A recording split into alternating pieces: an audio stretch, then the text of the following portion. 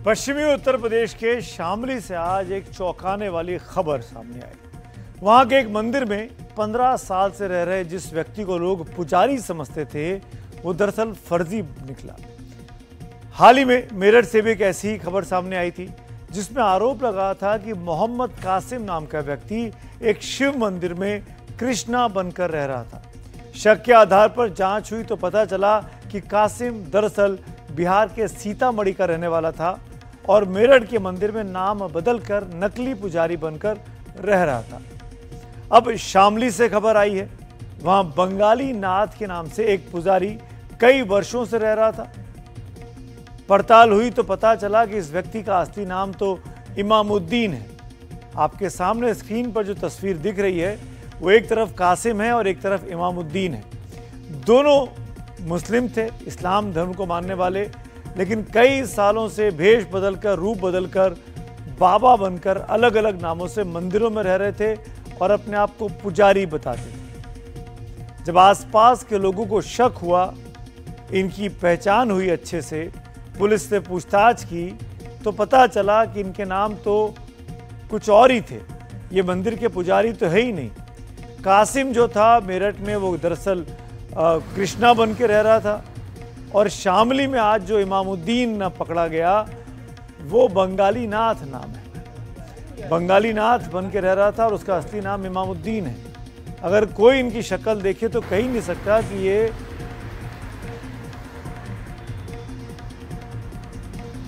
कोई, इनको देखा जाए, इन दोनों को शक्ल से देखा जाए तो कोई नहीं कह सकता कि ये पुजारी या बाबा या हिंदू नहीं है। आपको याद होगा, पिछले कुछ दिनों से उत्तर प्रदेश के पश्चिमी उत्तर प्रदेश के आगरा के आसपास के इलाके से कई खबरें सामने आई हैं, जहां पे धर्मांतरण के मामले सामने आए हैं। लोग बाग बड़ी संख्या में किसी न किसी तरीके से लालच देकर, लोगों को लुभाकर, लोगों पे दबाव बनाकर उनका धर्मांतरण करा रहे थे। उसी के तहत आजकल यूपी पुलिस जो छानबीन कर रही है, चाहे वो बलरामपुर का इलाका हो या फिर आगरा का या फिर मेरठ का, और अब शामली भी उसमें सामने आया कि ऐसे बहुत से लोग हैं इस इलाके में जो हैं तो इस्लाम धर्म को मानने वाले, पर किन्हीं वजहों से अपनी पहचान बदलकर, नाम बदलकर, शक्ल बदलकर हिंदुओं के रूप में, बाबाओं के रूप में, पुजारियों के रूप में रह रहे हैं। धर्मांतरण के मामलों में तो हमने कुछ लड़कियों को भी देखा था जो खुलकर सामने आई थी। एनडीटीवी ने वो रिपोर्ट भी आपको दिखाई थी कि कैसे जबरन उनको हिंदू से पहले मुस्लिम धर्म फॉलो करने को कहा गया, फिर वो पलटकर वापस हिंदू बनना चाह रही थी। इस इलाके में काफ़ी तेज़ी से धरपकड़ इन दिनों पुलिस कर रही है, ताकि इन जैसे लोग जो कि रूप और भेष बदले हुए हैं, उनका भंडाफोड़ कर सके। अब शिव मंदिर में कोई कासिम रहेगा, कोई कैसे सोच सकता है। वो कासिम रह रहा था कृष्णा बन के, पोल खुली तो पता चला कि मोहम्मद कासिम है वो।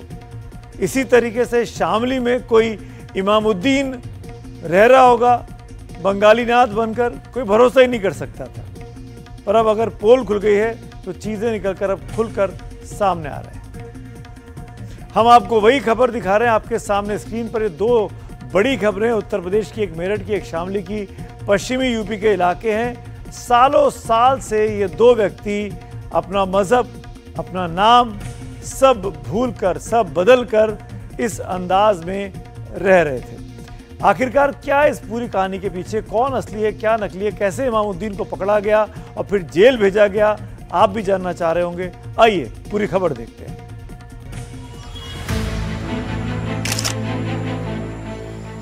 उत्तर प्रदेश के शामली में यह है हसनपुर मंटी गांव। इस गांव के लोग पिछले 15 साल से धोखे में थे और इन्हें धोखा दे रहा था इसी गांव में बनाए जा रहे एक मंदिर का पुजारी। नाम बदलकर यह व्यक्ति मंदिर के लिए चंदा वसूली कर रहा था। मंदिर के लिए दान में जमीन तक ले ली थी। लेकिन आखिरकार पोल खुल गई और जब पोल खुली तो पता चला कि इसके आधार कार्ड पर दर्ज इसकी पहचान Bangali Nath son of Kamalnath, Shakumbhari road, Saharanpur, Uttar Pradesh दरअसल फर्जी है। और इस आदमी की असली पहचान है इमामुद्दीन अंसारी सन ऑफ नूर मोहम्मद, कालचीनी, अलीपुरद्वार, पश्चिम बंगाल। ग्राम मंटी हसनपुर पुलिस स्टेशन थाना भवन में बंगाली बाबा नाम से एक व्यक्ति जो है रह रहा था जिसका सत्यापन किया गया। सत्यापन के उपरांत इसका मूल नाम जो है इमामुद्दीन जो है अंसारी सनाब नूर मोहम्मद कालचीनी जनपद अलीपुर द्वार पश्चिम बंगाल पाया गया। इसके अभिलेखों का सत्यापन किया गया तो इनके पास जो है पैन कार्ड, आधार कार्ड और वोटर कार्ड अलग अलग पते के पाए गए। और ये जो है जो आधार कार्ड में इसका पता पाया गया जिस पर इसने बंगाली नाथ सनाब कमलनाथ साकुमेरी रोड सहारनपुर पाया गया। और जो है नाम पता फर्जी और छद्म रूप से रहने के संबंध में पुलिस स्टेशन थाना भवन में सुसंगत धाराओं में अभियोग पंजीकृत किया गया और गिरफ्तार करके इनको जेल भेजा गया है। सत्यापन करने के उपरांत इनके पास जो है फर्जी आधार कार्ड, वोटर कार्ड पाए गए। इनका कोई भी खाता नहीं पाया गया है। और ये जो है व्यक्ति शनि मंदिर निर्माण के नाम पर लोगों से चंदा वसूली का जो कार्य करता था। गांव में एक शनि मंदिर बन रहा है जिसके लिए इमामुद्दीन और बंगाली नाथ लोगों से चंदा वसूल रहा था। गांव के प्रधान रामेश्वर ने मंदिर के लिए इमामुद्दीन को अपनी जमीन भी दे दी थी। आरोप है कि मंदिर का पुजारी बनकर इमामुद्दीन उसी निर्माणाधीन मंदिर में रह भी रहा था। महात्मा है जी, हम क्या पूछ सके जी, इससे पहले साकुमल बता दीजिए, साकुमल बता जी ना। एनडीटीवी की टीम उस शनि मंदिर में भी पहुंची जहां इमामुद्दीन और बंगाली नाथ ने अपने रहने का ठिकाना बना रखा था। आरोप है कि वेश बदलकर रह रहा शख्स यहां झाड़ फूंक के नाम पर भी लोगों से पैसा ऐंठता था।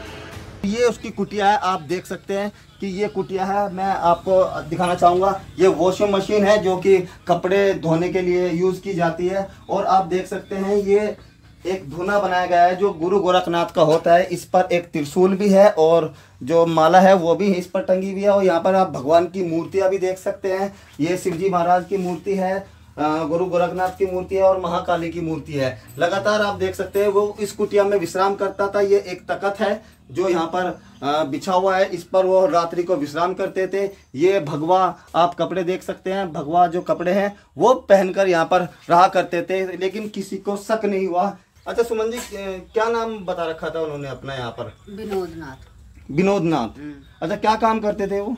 ये धुने पे पूजा करते थे, मंदिर में भी करते थे। अच्छा हाँ। तो कब से रह रहे थे वो यहाँ? 4-5 साल तक रहते। अच्छा, जैसे वो पूजा पाठ करते थे, क्या कोई मंत्र भी पढ़ते थे? मंत्र ही यही पढ़ते थे इसके भगवानों के। अच्छा, भगवानों के। हाँ। और जो पूजा पाठ करते थे, हवन करते थे, तो कैसे करते थे, क्या मंत्र करते थे? कुछ लोग आते होंगे यहाँ पर, क्या हाँ। झाड़ फूक का कार्य भी वो करते थे? करते था झाड़ फूक का भी काम। अच्छा हाँ। तो कैसे क्या करते थे? यही जो कर मन करा करा इस तरह ही बोल रहे थे। कभी कोई शक नहीं हुआ? ना, कभी कुछ नहीं हुआ शक। जब ये हमने भी नहीं पता था कि वो मुसलमान है। अच्छा। ना, बस उसके उसका पता लगा वो आधार कार्ड के वजह से हमने तो। अच्छा, मात्र आधार कार्ड की वजह से। हाँ। तो पुलिस कब आई, कब, कैसे, क्या पकड़ा? पुलिस तो जब आई कहने लगे हम माता आए शामली तक। अच्छा।